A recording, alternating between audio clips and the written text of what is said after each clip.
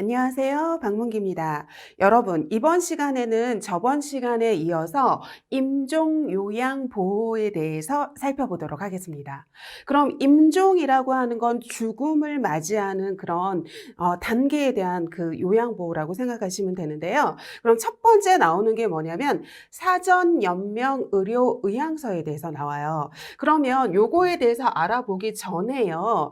그러면 연명의료라는 게 도대체 뭔지 요거에 대해서 먼저 살펴보고 사전연명의료의향서에 대해서 살펴보도록 하겠습니다.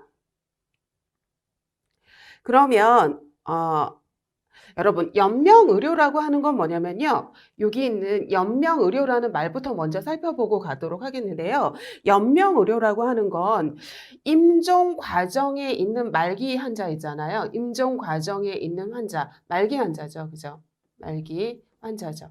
그래가지고 2명 이상의 그런 그 의료진에게, 의사에게 수개월 정도밖에 살지 못한다는 그런 진단을 받은 이 말기 환자에게 하는 건데요. 이게 뭐냐면 보세요. 치료 효과 없어요. 치료 효과 없이 임종 과정에 죽음의 기간으로 갈 수 있는 그 기간만을, 치료는 안 되면서 이 죽음으로 가는 임종 기간만을 연장하는 의학적인 시술을 갖다가 뭐라고 하냐면 연명의료라고 하거든요. 전혀 치료는 되지 않는데 죽음으로 가는 그 기간만을 연장하는 그걸 연명의료라고 하는데, 그때 이 연명의료에 뭐가 있냐면 거의 이제 심정지 상태에서 죽음을 맞이할 환자를 심폐소생술을 해가지고 살려내기도 하잖아요. 다음에 혈액투석 안 하면 죽잖아요. 그러니까 혈액투석하고 항암제 투여하고 인공호흡기 착용하는 이런 것들 있잖아요. 그래서 이런 것들을 통해 가지고 지금 죽음의 그 기간만, 죽음으로 가는 임종으로 가는 그 기간만 연장하는 걸 연명의료라고 얘기를 하거든요. 그러면 우리 사전연명의료의향서에 대해서 다시 한번 살펴보도록 하겠습니다, 여러분.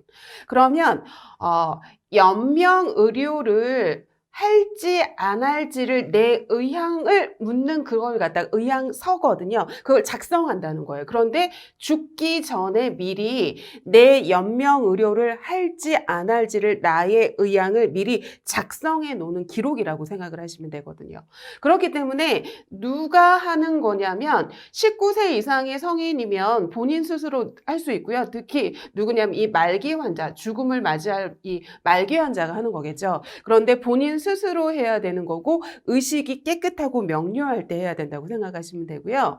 이게 뭐냐면 아까도 봤지만 임종 과정에 있는 이 말기 환자가 임종 과정의 기간만을, 이 기간만을 연장하는 의학적 시술에 대한 자기의 의향이거든요. 그럼 이거를 할지 안 할지, 저는 하지 말아 주세요 하는 그런 의향이란 말이에요. 그럼 내가 임종 기간의 기간만 연장하는 심폐소생술 나에게는 하지 말아 주세요. 혈액투석 나에게는 하지 말아주세요. 항암제 투여 나에게는 하지 말아세요. 인공호흡기 나에게 하지 말아주세요. 그래서 내가 임종 과정의 기간만 연장하는 이러한 시술들은 하지 말아주세요 하는 그걸 작성하는 거라고 생각하시면 되거든요. 그러면 사전연명의료의향서, 나의 의향서를 갖다가 작성했잖아요. 그런 작성한 걸로 끝나면 안 되고요. 기록, 이거 등록을 해야 되는 거거든요. 그래서 등록 기간에 이렇게 등록을 해야 되는 거고요. 근거법은 역시 연명의료결정법이라고 하는데 이건 모르셔도 되고요. 이 사전연명의료의향서가 뭔지만 알고 계시면 될 것 같아요. 그러면 이거 할 때 주의사항에 대해서 살펴보도록 하겠습니다, 여러분. 사전연명의료의향서의 주의사항에 대해서 살펴보도록 하겠는데요. 보세요. 사전연명의료서 연명의료를 중단하는, 이거를 갖다가 하지 말라는, 내가를 중단하라는 의향서를 내가 작성을 했잖아요. 이거를 작성했다 하더라도 통증 완화를 위한 의료행위나 아니면 영양분을 공급하고 물을 공급하고 산소를 공급하는 이런 행위를 중단할 수 없어요. 이거는 중단할 수 없어요. 그러니까 아까 얘기한 심폐소생술은 하지 않고, 다음에 혈액투석하지 않고, 그 다음에 인공호흡기 착용 안 하고, 이런 것들은 안 하게 하는데 통증 완화를 위한 이런 행위라던가 영양 공급이라던가 물 공급이라던가 산소 공급 같은 경우에는 중단할 수 없다라는 걸 알고 계셔야 되고요. 다음에 이거는 반드시 등록기관에 등록해야지만 효력을 가지게 되는 거고요. 내가 사전 연명 의료 의향서를 작성했다 하더라도 언제든지 이걸 갖다가 철회할 수 있거든요. 바꿀 수 있어요. 그래서 언제든지 내용을 변경하거나 나는 이거 안 할래요. 나에게 해주세요. 다시 해주세요 하고 이거 내 의향을 갖다가 변경할 수 있다는 걸 알고 계시면 되고요. 다음에 이 사전 의료 의향서에 기록된 연명 의료 중단에 대한 결정의 작성자의 이 의사는 향후 작성자를 진료하게 될 담당 의사 있잖아요. 의사랑 다음에 전문의 1인. 그러니까 의사랑 전문의 1인이 동일하게 작성자를 임종 과정에 있는 환자라고 판단한 경우에만 이행된다. 이 말이 무슨 뜻이냐면요, 여러분. 이 사전 연명 의료 의향서는 말기 환자가 할 수 있는 거잖아요. 죽음 과정에 이 말기 환자가 할 수 있는 거잖아요. 그럼 이 말기 환자라고 하는 건 누구를 얘기하는 거냐면 여기에서 말한 담당 의사 있죠. 여기서 말한 담당 의사랑 전문의 여기 담당 의사 1명, 전문의 1명. 그래서 이렇게 2명의 의사가 수개월 이내에 사망할 거라고 진단받은 환자여야 돼요. 그래서 이 2명의 의사가 이 수개월 이내에 이렇게 사망할 것이라고 진단받아야 되는 이 말기 환자가 요거를 작성할 수 있다고, 이걸 갖다가 할 수 있다는 거고요. 다음에 호스피스 기관에서는 있는 이 말기 환자는 전문의 1명이 포함되지 않는다 하더라도 담당 의사의 판단만으로도 가름할 수 있는 거라고 생각하시면 되겠습니다. 2명의 의사의 진단이 필요한데 호스피스 기관에 있는 사람은 담당 의사 1명만 있으면 된다고 생각하시면 되고요. 다음에 이걸 갖다가 등록기관에 등록했다 하더라도 여러 가지 의료기관에 이게 연동되는 건 아니거든요. 그렇기 때문에 자기가 사전의료 의향서를 작성했다는 걸 가족에게 미리 알려줘야 돼요. 그래서 이런 때 어떻게 해야 되는 거냐면 가족들에게 본인의 이러한 상황을 이렇게 미리 전달해 둬야지 이게 시행될 수 있는 거고요. 다음에 사전의료 의향서 작성의 여부를 자기가 열람할 수도 있다고 생각하시면 되겠습니다. 그리고 여기서 여러분들이 좀 주의할 건 요거만 주의하시면 될 것 같아요, 여러분. 사전 연명 의료 의향서를 작성했다 하더라도 통증 완화를 위한 의료 행위는 이거는 해야만 하는 거고요. 다음에 영양 공급, 물 공급, 산소 공급, 산소의 단순 공급 이거는 중단 없이 해야 된다는 걸 이걸 아시면 되고요. 다음에 등록기관에 등록해야만 효력을 가진다는 걸 알고 계시면 되는 거고요. 다음에 이거는 말기 환자는 어떻게 해야 되는 거냐면 담당 의사 1명, 전문의 1명 그래서 이렇게 2명의 이런 의사가 진단을 한 말기 환자가 대상이 된다고 생각을 하시면 되고요. 다음에 등록했다 하더라도 의료기관에 연동되는 게 아니기 때문에 가족에게 미리 이런 사실을 전달해야 된다고 생각을 하시면 되고 다음에 이 사항은 언제든지 내가 변경하거나 중단할 수 있다는 걸 알고 계시면 되겠습니다. 그러면 다음은 임종기 단계에 대해서 살펴보도록 하겠습니다. 처음에는 뭐에 대해서 살펴보도록 하겠냐면요. 여러분, 임종의 징후에 대해서 먼저 살펴볼게요. 이 말기 환자가 이제 곧 임종이 다가왔구나, 곧 임종하겠구나 하는 그런 임종 징후에 대해서 살펴보도록 하겠는데요. 당연히 임종이 다가왔기 때문에 대부분 누워있게 되고요. 다음에 음식이나 음료 섭취에 굉장히 무관심해져가지고 거의 섭취를 안 하려고 하세요. 왜 섭취를 안 하려고 하는 거냐면 말기 이 환자 같은 경우에는 대부분의 에너지를 중요한 다른 거에 이렇게 쓰려고 하거든요. 그러니까 자기의 본인의 남아있는 이 작은 에너지를 소화하는 데 쓰려고 하지 않아요. 그렇기 때문에 이 먹는 거에 무관심해지기 때문에 이때는 강제로 먹이는 게 아니라는 걸 알고 계시면 되고요. 당연히 의식이 점차 흐려지실 거고요. 다음에 마지막에는 이렇게 혼수 상태에 빠질 수 있겠죠. 다음에 지금 혈액순환이 제대로 이루어지지 않을 거 아니에요. 죽음이 이렇게 다가온 환자이기 때문에. 그렇기 때문에 맥박이 강하지는 않겠죠. 맥박이 약해질 때고요. 다음에 혈압이 뚝 떨어지겠죠. 그죠? 다음에 숨을 가쁘게 안쪽에 깊게 몰아쉬고요. 그다음에 가래가 굉장히 많이 끓 거예요. 이렇게 분비물을 배출하지 못하고요. 다음에 수분 섭취가 적잖아요. 그러니까 가래의 농도가 굉장히 진해지면서 이렇게 돌구르는 듯한 그런 가래가 막 끼게 될 거예요. 그리고 숨을 깊고 다음에 천천히 쉬게 되겠죠. 다음에 혈액순환이 지금 안 되고 있잖아요. 그럼 혈액순환이 안 되면 말초에 혈액 공급이 되지 않겠죠? 그럼 말초에 혈액 공급이 안 되니까 말초에 손발부터 이렇게 차가워지게 될 거고요. 다음에 점차 이게 혈액 공급이 안 되니까 청색증 증상 나타날 거 아니에요. 그래서 피부색이 청색증 증상으로 이렇게 파랗게 변할 거예요.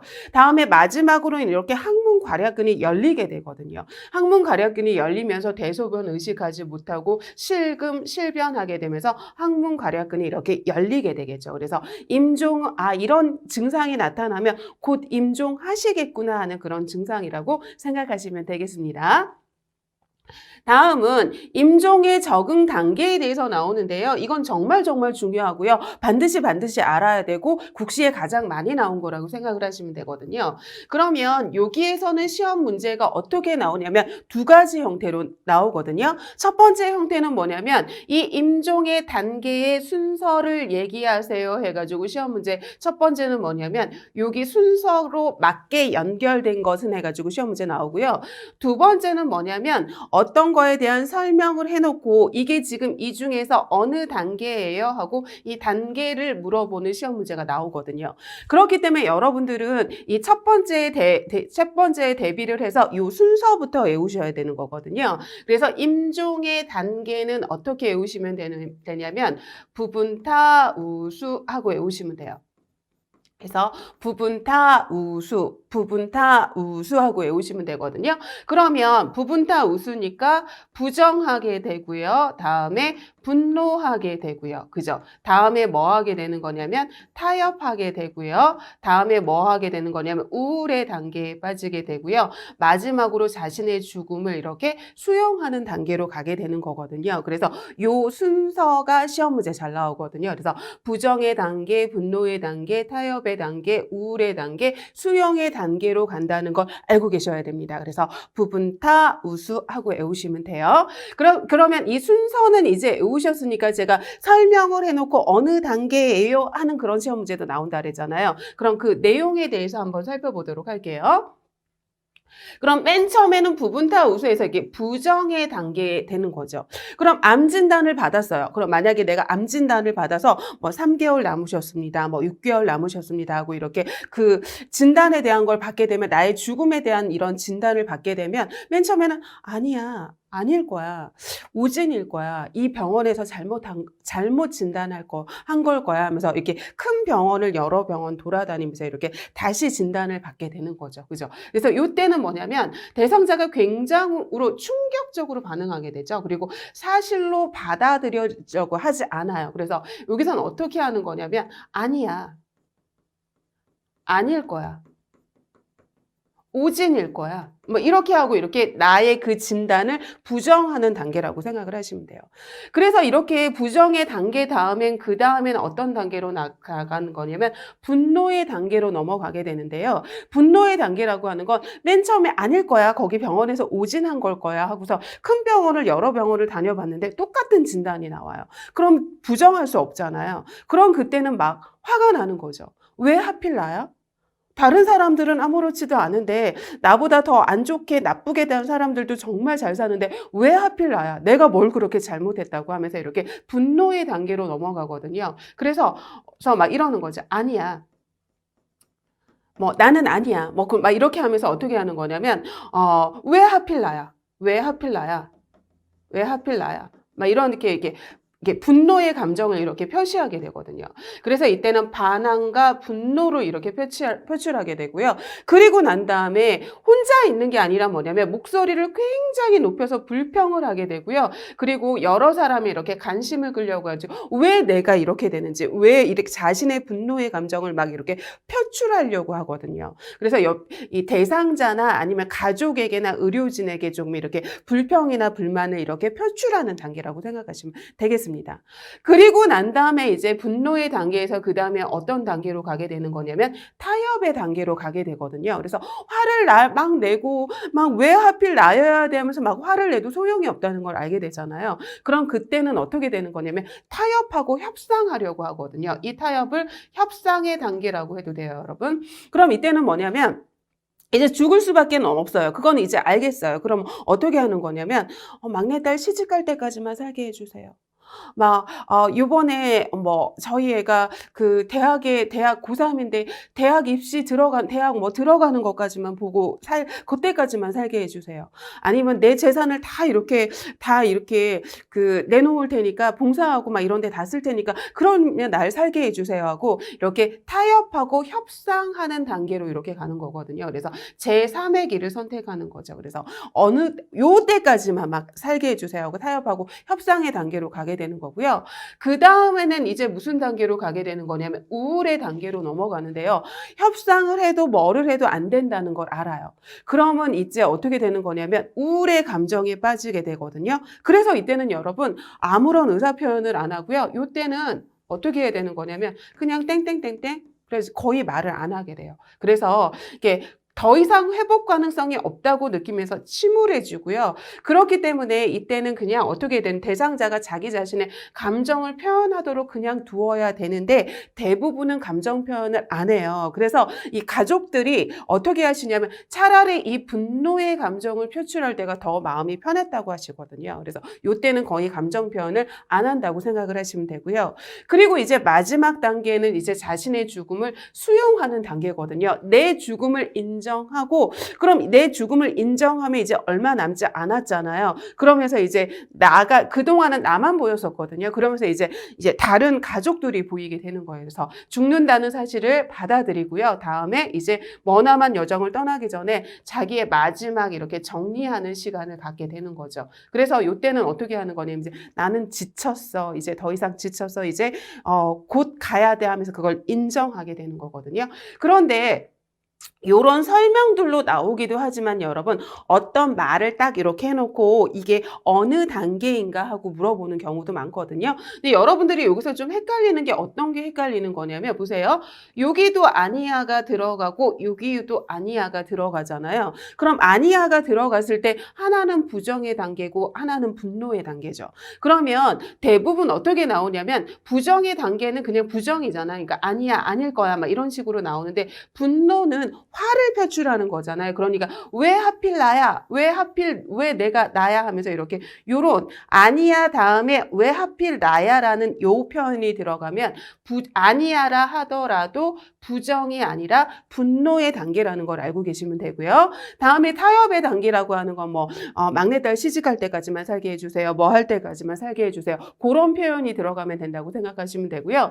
우울의 단계는 땡땡땡땡 거의 말을 하지 않는 요게 바로 우울의 단계고 수용은 이제 내 죽음을 받아들이는 거잖아요. 그래서 이제 나는 지쳤어. 막 이런 표현. 나는 지쳤어. 나는 지쳤어. 이제 죽음을 받아들이고 이제 내 마지막 정리를 할 거야. 뭐 이런 거 있잖아요. 이런 표현이 들어가면 그 단계를 말한다고 생각을 하시면 돼요. 그래서 부분타 우수 알고 계시고 그리고 이 말의 표현들이 어떤 표현이 어떤 단계에 해당되는지 알고 계시면 되겠습니다. 그래서 너무너무 중요한 임종의 적응 단계에 대해서 살펴봤고요. 다음은 어떤 단계에 대해서 살펴보도록 하겠냐면 임종 대상자의 지원 및 가족에 대한 요양보호에 대해서 살펴보도록 하겠는데요. 처음에는 뭐냐면 이런 임종을 맞이하는 사람들은 이 말기 환자들은 신체적인 변화도 나타날 거고요. 정신적인 변화도 나타날 거예요. 그래서 이런 임종 대상자에게 나타나는 신체적인 정신적인 변화가 나타날 때 어떤 요양보호를 제공해야 되는지에 대해서 살펴보도록 할게요.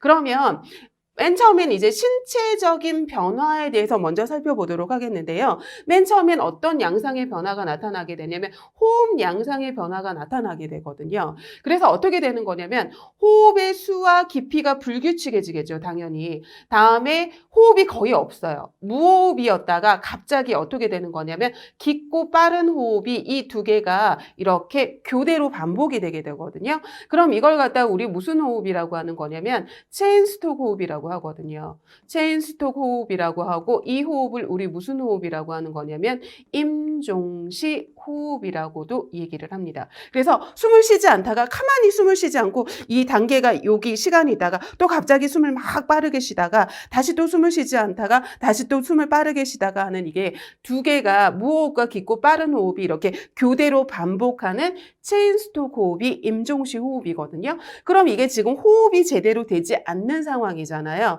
그럼 호흡을 도와주는 단계는 그게 있었잖아요. 우리 그러면 반자이었잖아요. 그래서 이렇게 이런 식으로 해주는 거잖아요. 그래가지고 이게 몇 도 각도로 해주는 거냐면 45도 각도로 해주게 되면 이런 각도로 해주게 되면 횡격막이 여기 있는 횡격막이 최대한 내려가서 폐가 최대한 확장할 수 있는 체위가 돼서 호흡을 좀 도와주는 체위가 되겠죠. 그러니까 지금 호흡이 힘든 환자니까 상체와 머리를 높여주는 거죠. 상체와 머리를 높여줘서 횡격막이 최대한 내려가게 해서 호흡을 도와줄 수 있게 해주는 거고요. 다음에 가습기 틀어줘가지고 지금 가습기는 왜 틀어줄까요? 분비물이 좀 많잖아요. 그렇기 때문에 분비물이 이 호흡을 방해할 수도 있기 때문에 이렇게 가습기를 해서 이 분비물이 좀 액화되게 해가지고 호흡을 좀 도와줄 수 있게 해준다고 생각하시면 되거든요. 그래서 상체와 머리에 올려주고 가습기 틀어줘가지고 호흡을 좀 도와준다고 생각하시면 되겠습니다.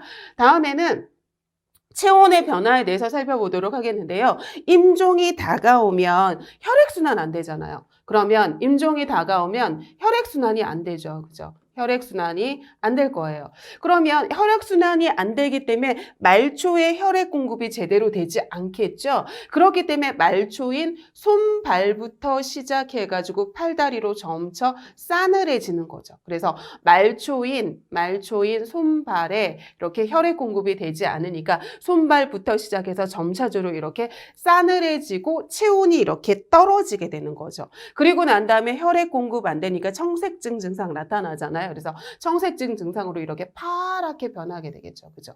그러면 지금 체온이 떨어지는 거잖아요. 체온이 떨어지니까 이렇게 보온을 해줘야 되죠. 그렇기 때문에 어떻게 해줘야 되는 거냐면 체온이 떨어지니까 담요를 덮어서 따뜻하게 해주는 게 좋은 거죠. 여러분, 담요 정도로 이렇게 따뜻하게 해주는 건 좋지만 이렇게 난방기구나 전열기구를 사용해가지고 따뜻하게 해주는 건 아니거든요. 그래서 담요를 덮어서 따뜻하게 해주는 건 맞지만 보온을 위해서 전기기구 같은 거는 사용하지 않는다는 걸 알고 계셨으면 좋겠고요. 그래서 이렇게 체온의 변화에 대해서 살펴봤습니다. 다음은 임종이 다가오는 이 대상자 같은 경우에는 점점 이렇게 잠자는 시간이 이렇게 길어지거든요. 그죠? 그래서 의사소통이 굉장히 어려워지고 그리고 적절하게 반응을 하지 못해요. 적절하게 반응을 하지 못하거든요. 그러면 여러분 이 어르신께서 지금 말기 환자가 잠자는 시간이 듣고 이렇게 눈이 감고 우리가 자는 듯하게 보인다 하더라도 귀는 열려 있거든요. 귀는 열려 있기 때문에 막 잡아서 흔들어서 막 이렇게 하지 말고 어떻게 해야 되는 거냐면 대상자가 반응하지 못한다 하더라도 정상인에게 말하는 것 같이 그냥 얘기하면 돼요. 그래서 가가지고 뭐 어르신 지금 어르신 뭐 이렇게 체위 변경 해드릴게요. 어르신 뭐 해드릴게요 하면서 이렇게 말은 정상인에게 하는 것처럼 하면 되거든요. 왜 그럴까요, 여러분? 우리 마지막까지 이렇게 남아있는 감각이 뭐냐면 청각이잖아요. 청각은 마지막까지 남아있는 감각이기 때문에 들으실 수 있거든요. 그렇기 때문에 정상인에게 말하는 것 같이 얘기하면 된다고 생각하시면 되겠습니다. 다음에 이제 임종 대상자 같은 경우에는 어떻게 하는 거냐면 정신기능이 변화가 해서 이제 혼돈 상태에 이렇게 빠지게 되거든요. 그래서 시간, 장소, 자기 주위에 있는 사람이 누구인지에 대해서 이렇게 잘 알아보지 못하고 이렇게 혼돈 상태를 이렇게 이르게 되거든요. 그렇기 때문에 어르신 본인 이름이 뭐예요? 뭐 이렇게 물어보지 말고 그냥 자기에 대한 얘기를 하면 되거든요. 그래서 어떻게 하는 거냐? 의사소통이 필요할 때는 부드럽게 얘기하고요. 그리고 대상자에게 말하기 전에 내가 누구냐고 묻기보다는 내가 누구라고 밝혀주는 게 좋은 거거든요. 그래서 혼돈 상태에 빠진 대상자이기 때문에 가가지고 어르신 제가 누구예요? 하고 물어보는 게 아니라 저는 누구예요? 하고 이렇게 말해주는 게 좋고요. 다음에 부드럽게 얘기해주고 분명한 어조로 얘기해주는 게 좋다고 생각하시면 되겠습니다. 다음에 배설 기능의 변화도 항문 괄약근이 열려가지고 실금실변하게 되잖아요. 그죠? 그렇기 때문에 대소변 조절을 하지 못하게 실금하게 되고 실변하게 되잖아요. 항문 괄약근이 열리기 때문에. 그렇기 때문에 어떻게 해줘야 되는 거냐면 혼입을 밑에 방수포를 깔아주면 좋을 거고요. 다음에 이제 이 말기 환자이기 때문에 항문 괄약근이 열려서 실금실변하게 되면 이때는 기저귀를 채워야겠죠. 우리 이 말기 환자, 임종 환자 말고는 어떻게 해줘요, 여러분? 가능한 기저귀는 채우지 않아서 잔존 능력을 유지하도록 해준다 그랬잖아요. 그래서 기저귀를 채운다 하더라도 낮에는 채우지 않고 밤에만 채운다고 했었는데 지금 이 대상자는 죽음을 맞이하는 임종 환자고 그리고 항문 괄약근이 이미 열려버린 상황이잖아요. 그렇기 때문에 이때는 기저귀를 채우는 게 맞다고 생각하시면 되겠습니다. 다음에 이제 배의 기능의 변화도 나타나게 되거든요. 배의 기능의 변화는 어떻게 되는 거냐면 보세요. 배의 기능의 변화는 이렇게 나타나게 되거든요. 지금 대상자의 호흡기 분비물은 막 증가를 해요. 분비물은 계속 증가하는데 수분 섭취는 지금 거의 하지 않잖아요. 수분 섭취는 거의 되지 않죠. 왜냐하면 대상자가 음식 섭취 이런 거에 대한 의욕이 거의 없어진다고 했잖아요. 그래서 말기 환자 같은 경우에 자기의 에너지를 중요한 다른 것, 뇌라던가 심장이라던가 그런 곳에 쓰려고 하기 때문에 소화에 쓰려고 하지 않거든요. 그래서 이렇게 먹는 거에 대해서 이렇게 관심이 적어지고 하기 때문에 수분 섭취가 이렇게 줄어들게 되죠. 그리고 난 다음에 뭐냐면 이 분비물을 갖다 뱉어내려고 하는 건 기침 반사에 의해서 이렇게 뱉어내게 되잖아요. 그런데 지금 기침 반사도 떨어졌어요. 기침 반사도 어떻게 되는 거냐면 떨어지게 되죠. 그렇기 때문에 분비물은 증가했지 수분 섭취는 안 되고 있지 기침 반사가 떨어져가지고 이 분비물 배출하지 못하고 있지. 그러니까 분비물은 계속 남아있으면서 끈적끈적해지면서 이게 막 이렇게 되잖아요. 이게 농도가 진해지게 하면서 이 분비물이 돌 고르는 듯한 그런 이 가래 같은 게 막 끓게 되거든요. 그래서 돌 고르는 듯한 이런 가래 소리가 이렇게 막 들리게 되거든요. 그럼 이럴 때 분비물을 배출하지 못해서 이 끈적끈적한 가래가 끈적한 가래가 여기가 인두잖아요. 그럼 여기를 끈적끈적한 가래가 막아버리면 안 되잖아요. 그렇기 때문에 이때는 어떻게 해야 되는 거냐면 대상자의 이렇게 고개를 옆으로 돌려가지고 이 가래가 이렇게 배출될 수 있도록 해주는 게 좋겠죠. 그래서 이때는 어떻게 해야 되는 거냐면 대상자의 고개를 옆으로 돌려주어서 이 배액이 잘 되도록 해주고요. 다음에 젖은 헝겊으로 입 닦아주고요. 그리고 가습기 틀어주는 거죠. 가습기를 틀어주면 이 분비물을 어떻게 하는 거냐? 액화시키잖아요. 이렇게 액화시켜가지고 물이 많게끔 이렇게 해줘가지고 배출을 할 수 있도록 도와주는 거라고 생각하시면 되겠습니다. 다음에 이제 정신 기능의 변화로 어떻게 되는 거냐면 굉장히 불안정하게 되거든요. 그죠? 불안정하게 되기 때문에 똑같은 동작을 이렇게 반복을 하세요. 이렇게 똑같은 동작을 반복을 하거든요. 이 똑같은 동작을 반복을 하는 건 굉장히 불안정해서 그러는 거기 때문에 심리적인 안정을 도모해 줘야 되거든요. 그럼 심리적인 안정을 도모해 주기 위해서는 어떻게 하는 거냐면 대상자의 이마를 가볍게 이렇게 문질러 주거나 대상자의 이마를 가볍게 문질러 주거나 책을 읽어 주거나 아니면 진정시킬 수 있는 이런 음악을 틀어가지고 대상자를 안정시켜 준다고 생각하시면 되겠습니다. 다음에 소화 기능의 변화는 아까 제가 뭐라고 했냐면 음식 섭취에 대한 의욕이 거의 없다 그랬잖아요. 다른 중요한 기능에 에너지를 쓰려고 소화 기능에 에너지를 쓰려고 하지 않거든요. 그렇기 때문에 음식이나 수분 섭취 잘 하려고 하지 않으세요. 그러면 요럴 때 지금 다른 에너지를 더 중요한 곳에 쓰려고 하는 거기 때문에 이럴 때 강제로 억지로 먹이려고 하지 않는다고 생각을 하시면 되고요. 대신 먹지는 않으나 구강 간호는 좀 해주면 좋겠죠. 그래서 입안을 좀 상쾌하게 해주는 무슨 간호는 해주는 거냐면 구강 간호는 제공을 해주면 좋겠죠. 그죠? 그래서 소화 기능의 변화 살펴봤고요. 다음은 이제 신장 기능의 변화도 살펴보도록 하겠습니다. 수분 섭취 지금 하지 않는다 그랬잖아요. 수분 섭취하지 않고 다음에 이렇게 신진대사가 떨어지게 되잖아요. 신진대사가 이렇게 떨어지기 때문에 다음에 이렇게 전반적인 수분 섭취도 적지 신진대사도 떨어졌지 그러니까 이게 소변 배출량이 줄어들게 되거든요. 소변을 배출하는 이 배출량이 소변량이 줄어들게 돼요. 그렇기 때문에 소변 배출을 잘 안 하면 지금 방광의 소변이 정체돼서 이렇게 머무를 수 있잖아요. 그럼 비뇨기계 감염을 일으킬 수 있겠죠. 그렇기 때문에 이 정체된 이런 소변을 배출할 목적으로 소변줄, 유치도뇨관을 삽입해야 되는 여부를 결정해야 되는 거라서 이거를 지금 의료진하고 이렇게 상의하도록 해야겠죠. 그죠? 그래서 신장 기능의 변화에 대해서 살펴봤습니다. 다음에 이제 신체적인 변화에 대해서 살펴봤으니까 그 다음 이제 심리 변화에 대한 요양보호에 대해서 살펴보도록 하겠습니다. 그럼 죽음을 이게 얼마 안 남았잖아요. 그렇기 때문에 굉장히 불안해 하시고요. 죽음이라는 거에 대해서 굉장히 두려움이 많아지게 되잖아요. 그러면 불안해하고 두려워하는 환자를 혼자 있게 하면 안 되잖아요. 그러니까 함께 있어 준다가 답이라고 생각하시면 되겠습니다. 그래서 함께 있어 주는 거죠. 그리고 어떻게 하는 거냐면 손을 잡아주는 동안 이렇게 신체적인 접촉 같은 거 해주고요. 그리고 난 다음에 편안한 마음으로 이렇게 임종을 맞이할 수 있도록 이렇게 도와주는 거죠. 그래서 불안하거나 두려움에 쌓이면 함께 있어 준다. 그러면서 이렇게 손도 잡아주고 이렇게 신체적인 접촉으로 해서 편안한 마음을 가질 수 있도록 도와준다고 생각하시면 되겠습니다.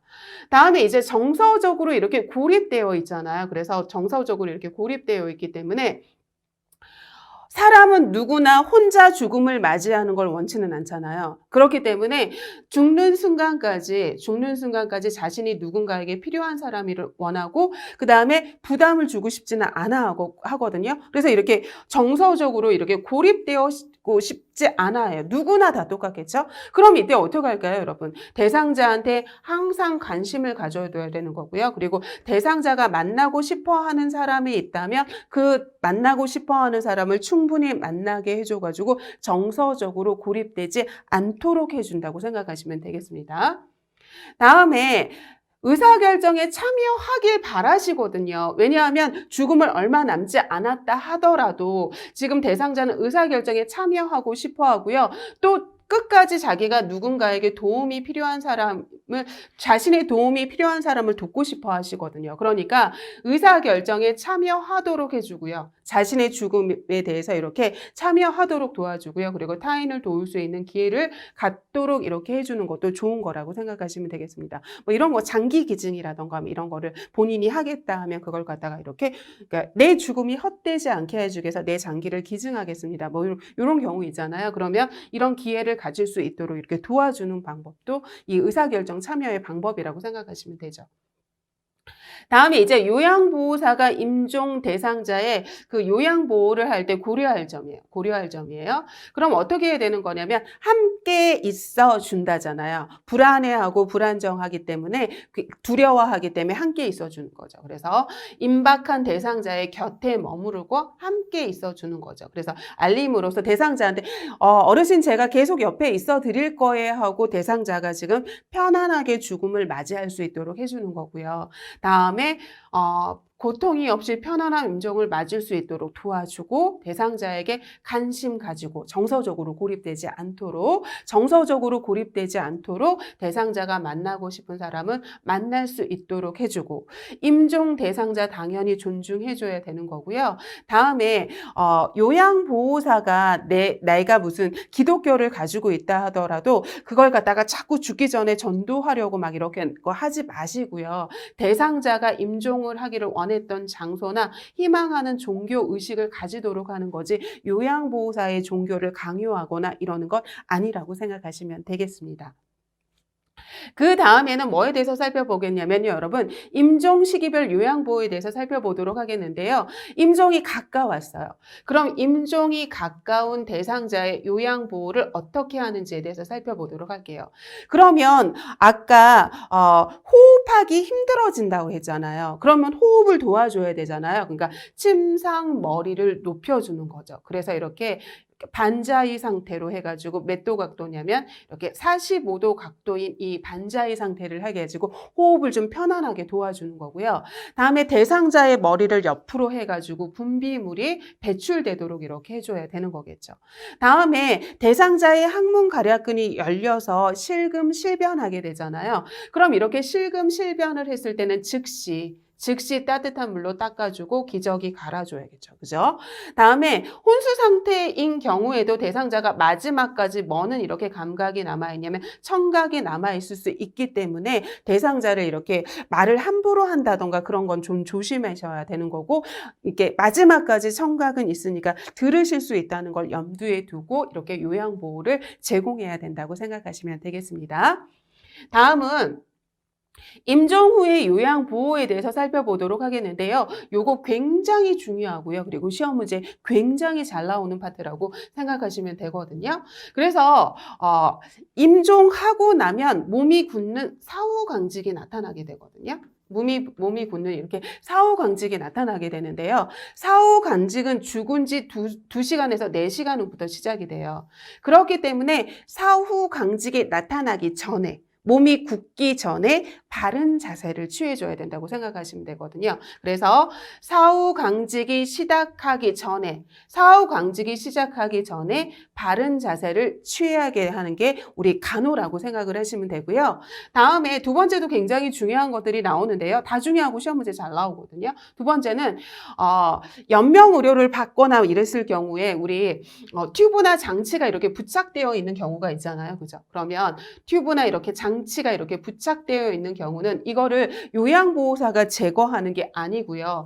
간호사 등의 이런 의료진에게 제거해 줄 것을 의뢰하는 거죠. 요양보호사가 제거하는 게 아닙니다.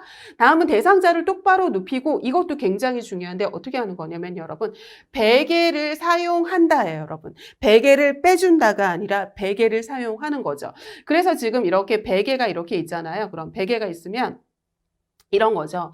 만약에 베개를 베지 않았으면 어떻게 되는 거냐. 머리가 이렇게 약간 이렇게 뒤로 이렇게 넘어가게 되잖아요. 그러면 혈액이 이렇게 아래로 흐르게 되거든요. 그럼 혈액이 아래에 흐르게 되면서 얼굴색이 굉장히 이렇게 펄해지면서 색깔이 사후시반이 나타나서 굉장히 무서워지거든요. 그렇기 때문에 사후시반이 나타나지 않게끔 여기다가 이렇게 베개를 대주면 머리가 이렇게 살짝 이렇게 올라가게 되잖아요. 올라가게 되죠. 베개를 해가지고. 그래서 사후시반이 얼굴까지 나타나지 않도록 혈액이 아래로 흐르게 하기 때문에 머리를 올려가지고 사후시반이 나타나지 않도록 하고요. 또 베개를 하지 않으면 이렇게 떨어지면서 이렇게 턱이 이렇게 벌어지게 되거든요. 그러면 이렇게 고개를 올려주면 이게 약간 이렇게 고개를 올려주면 이렇게 돼가지고 이게 입이 벌어지지 않도록 해주는 거잖아요. 그렇기 때문에 베개를 사용을 하는 거예요. 베개를 사용해서 어깨와 머리를 올려서 혈액 정체로 인해서 얼굴의 색이 변하는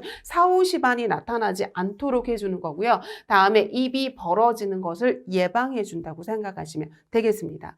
다음에 대상자의 눈은 감겨드리는데 간혹 눈이 안 감기는 경우가 있거든요. 그러면 손으로 이렇게 눈을 감기려고 하지 마시고요. 눈이 안 감겼을 때는 솜이나 꺼즈를 적셔서 양쪽 눈 위에 올려놓으면 눈이 이렇게 감겨지는 경우가 있거든요. 그렇기 때문에 솜이나 꺼즈를 적셔서 양쪽 눈 위에 올려놔준다고 생각하시면 되고요. 다음에 대상자의 의치, 요즘은 이 의치를 그냥 착용한 채로 장지로 가서 이렇게 화장하는 경우가 많거든요. 그래서 이 의치는 그대로 둘지 빼낼지를 갖다가 보관할지를 누구한테 이렇게 해야 되는 거냐면 대상자의 가족에게 확인하면 되는 거고요. 다음에 필요시 분비물 닦아주고요. 그리고 분비물, 이거 중요한데 이게 사망을 하게 되면 우리가 살아있을 때는 긴장을 하게 되고 이렇게 힘을 주게 되잖아요. 그런데 사망을 하게 되면, 임종을 하게 되면 그냥 모든 그 긴장이 확 풀리게 되면서 뭘 이렇게 붙잡고 있지 못하잖아요. 그렇기 때문에 모든 관략근이 확 열려버리거든요. 그러면서 이 관략근이 열리면서 모든 분비물이 그 구멍이 있는 대로 다 나와버린단 말이에요. 그렇기 때문에 우리 어떻게 해야 되는 거냐면, 보세요. 분비물이 나오기 때문에 대상자의 몸에서 분비물이 나오기 때문에 엉덩이 밑에 패드 대줘야 돼요. 그래서 항문 괄약근도 열리고 요도 괄약근도 열리면서 이렇게 분비물이 흐르게 되기 때문에 엉덩이 밑에 패드 대주고요. 그리고 난 다음에 깨끗한 시트로 덮어주는데, 이거 중요하죠, 여러분. 깨끗한 시트로 덮어주는데 대상자의 시트가 얼굴을 덮으면 안 되거든요. 그래서 얼굴을 덮지 않도록 어디까지 덮어주는 거냐면 어깨까지 덮어주고 얼굴은 노출시켜 놓는다고 생각하시면 되겠습니다. 다음에 방 깨끗하게 정리되었는지 확인하고, 이것도 중요하거든요, 여러분. 조명을 밝게 해주는 게 아니라 조명은 차분하게, 밝게 해주는 것도 아니고요. 이렇게 차분하게 해주는 거고요. 다음에 가족들이 이제 좀 임종을 한 대상자를 만날 수 있는 시간 주고요. 다음 대상자가 가지고 있었던 이 소유물이 있을 거 아니에요. 그럼 이거에 대한 뭐를 만들어야 되는 거냐면 목록을 만들어 가지고 가족한테 보여줘서 이거를 어떻게 할 건지를 좀 결정할 수 있도록 해주는 거죠. 그래서 우리 너무너무 중요한 뭐에 대해서 살펴봤냐면, 임종하고 난 다음에 요양보호를 제공하는 방법에 대해서 살펴봤는데, 이건 반드시 아셔야 된다고 생각하시면 되겠습니다. 그래서 오늘은 이번 시간에는 여기까지 하고요. 다음 시간에 이어서 우리 임종 요양보호에 대해서 좀 더 살펴보도록 하겠습니다. 수고하셨습니다.